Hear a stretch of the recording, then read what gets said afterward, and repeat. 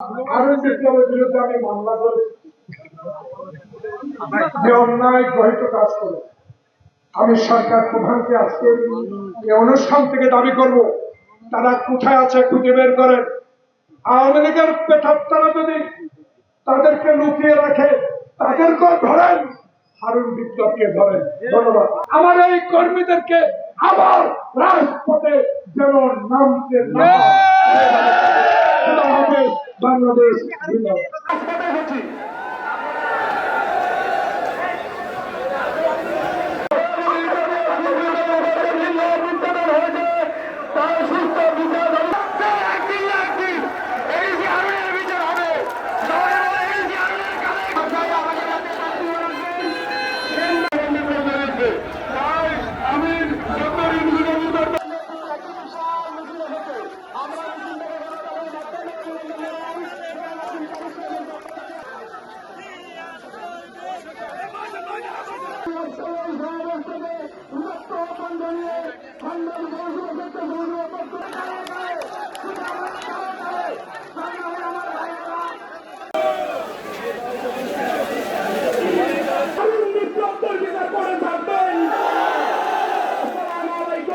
সবাইকে ধন্যবাদ।